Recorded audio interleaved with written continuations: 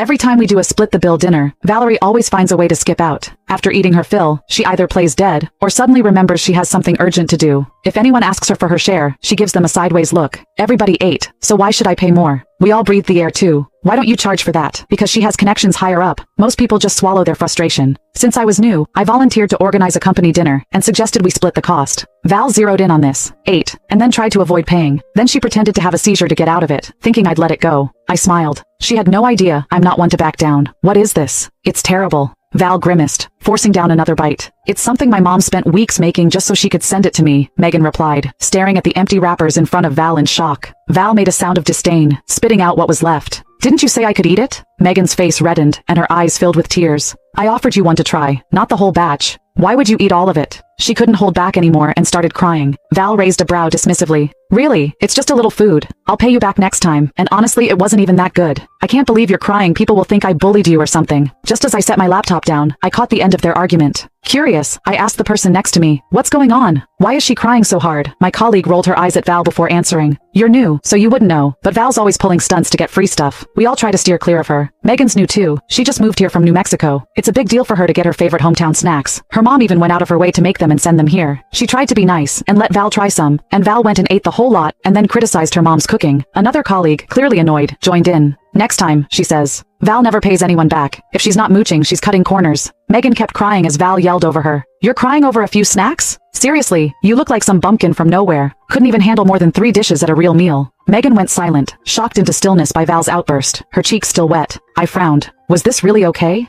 I wanted to step in, but then Director Collins called, asking me to bring some paperwork upstairs. By the time I came back down, they'd all dispersed. At lunch, a guy mentioned, I'm ordering takeout. I have a discount code if anyone wants to join. He tapped my desk and asked politely, Hey, I noticed you haven't had lunch yet. Want me to add something for you? I looked up from my work. Sure, thanks. Just let me know how much, and I'll Venmo you. He smiled, saying we'd figure it out after he used the code. Val bustled over, her face stretching into a big smile. Jamie, I haven't eaten either. Could you order me something? Jamie didn't respond and just walked away. Val huffed. Humph. What a miser. Someone nearby teased. Val, how many times have you borrowed lunch from Jamie? Have you ever actually paid him back? Oh, get over it. I carry a Chanel bag. Do you think I'd cheat him out of some takeout? Val huffed, returning to her desk before standing up again and calling after Jamie. Come on, order me one more time. I swear, once I owe you a full 1,000, I'll pay you back. Jamie didn't even look back. When the food arrived, everyone collected their orders, but one was left unclaimed. Val grabbed it while no one was watching and started eating. When Jamie came back, he slammed a contract onto her desk. You took my food without asking? Val chuckled. I noticed it was just sitting there, and I didn't want it to go to waste. Taking something without permission is stealing. This cost $20. Venmo me. Val's eyes widened. What proof do you have that it was yours? Besides, you used a discount code, it probably covered it. You didn't even pay for it yourself, so what right do you have to charge me? Her twisted logic left Jamie speechless. Val, do you have no shame? Is it a matter of life or death for you to freeload every day? Val rolled her eyes, sneering. I wouldn't even care if you died, Jamie. She looked him up and down with disdain. You don't even have $200 on you, don't talk to me. You're bad luck. Jamie was ready to hit her, but she slammed her hand on the desk. Do you even know who I am? I've got people in high places. Val had been hired by the HR director at the Manhattan headquarters. Our branch office only had project managers, so as long as she didn't mess up her work, no one here could do much about her. I couldn't take it anymore, so I smiled sweetly. I bet that Chanel bag's a knockoff. Val whipped around. What did you just say? I shrugged. You can't even fork over $20. I doubt you can afford real Chanel. She grabbed her bag and stormed over.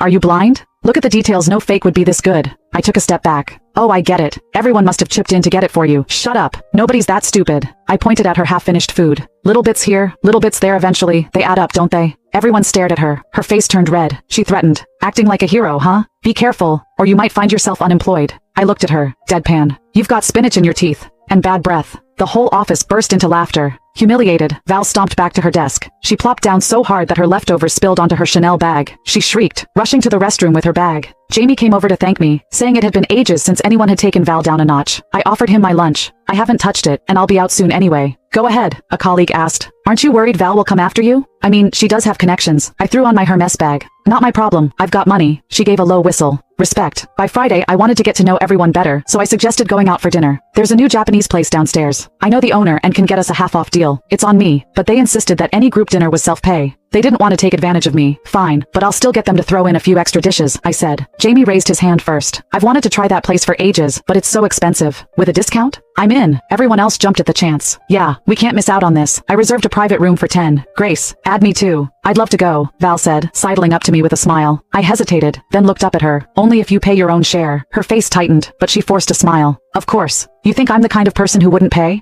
I'll definitely pay. I considered it, then agreed. She left, grinning. Jamie leaned over and whispered, don't trust her. She always says she'll pay, but comes up with excuses every time either she suddenly gets sick, or she leaves early. She never actually pays. I raised an eyebrow. So you just let it go? He gave a resigned nod. She owes me about $500 in lunch money, but I can't risk my job by confronting her. I watched Val skip lunch that day to save room for dinner. Don't worry, I told Jamie with a smile. I'll get your lunch money back. She had no idea she was up against someone who'd been through worse than her cheap tricks. I handed out the menu for everyone to choose their dishes. Even with the discount, the prices were still high, so everyone discussed their options and chose carefully. But Val snatched the menu, barely glanced at it, and ordered the most expensive sashimi, lobster, and a bottle of sake. The others were outraged. What the hell, Val? This isn't your treat. Why are you ordering the priciest stuff? She even slipped out to order foie gras before replying. What's your problem? I'm paying my share, it's split, right? Don't be so cheap. The others glared as I held up my hand. Valerie promised she'd cover her portion. Everyone, just eat. I'll handle any extras. When the food came, Val took as much as she could. Before anyone else had a chance, she'd already piled most of it on her plate. Val, could you be a little considerate? We're all supposed to share, and you're taking everything. She swallowed a red shrimp.